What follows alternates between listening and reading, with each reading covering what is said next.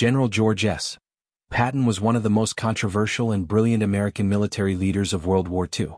Known as Old Blood and Guts, he was a man of contradictions, deeply admired, deeply feared, often unpredictable but always effective.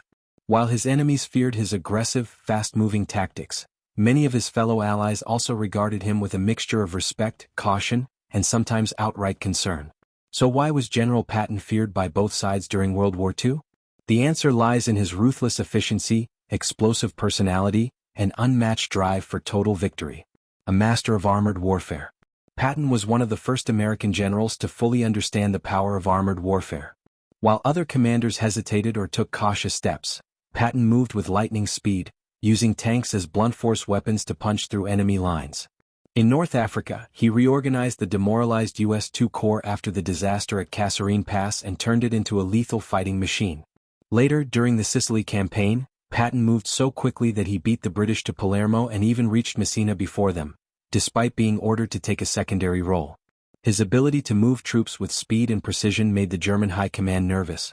Nazi Field Marshal Gerd von Rundstedt reportedly called Patton the Allies' most dangerous general. The Ghost Army and Patton's deception role. Even when sidelined, Patton's reputation struck fear into German hearts. Before D-Day, Patton was given command of the 1st U.S. Army Group, FUSAG, a completely fake army based in southeastern England. This deception, part of Operation Fortitude, tricked the Germans into believing the main Allied invasion would land at Pas-de-Calais, not Normandy. They kept divisions stationed there for weeks, even after D-Day, because they believed Patton would lead the real invasion. In other words, Patton's name alone was considered a weapon. Battle of the Bulge, Patton's finest hour. In December 1944, during the Battle of the Bulge, Patton once again proved why both enemies and allies respected and feared him. As the Germans launched a surprise offensive through the Ardennes, cutting through American lines, Patton made a stunning move. He turned his entire Third Army 90 degrees and rushed to relieve the besieged town of Bastogne, in the dead of winter, through snow, ice, and chaos. He accomplished this in just 48 hours, an almost impossible feat of logistics and command. His intervention helped stop the German advance cold. This action didn't just save American lives, it broke the last major Nazi offensive in the West. A blunt instrument, and a loose cannon. While his enemies dreaded Patton's battlefield brilliance, his allies often feared his mouth. Patton had a habit of saying exactly what he thought, with little regard for diplomacy or political consequences.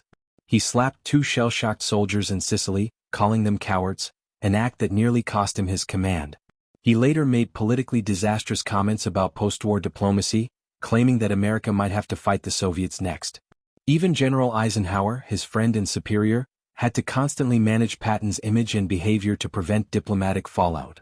To many Allied leaders, Patton was a necessary evil, a brilliant warrior who could win battles but needed to be handled like a ticking time bomb. The German view, respect with fear. Captured German generals and intelligence officers consistently rated Patton as the most dangerous Allied commander. He moved fast, never gave them time to recover. He was unpredictable, sometimes disobeying orders to pursue the enemy more aggressively. He understood German tactics, and used their own blitzkrieg-style methods against them. German field reports described Patton as bold, unrelenting, and lightning quick. In their eyes, he wasn't just an enemy, he was a force of nature. Legacy, fear as a weapon.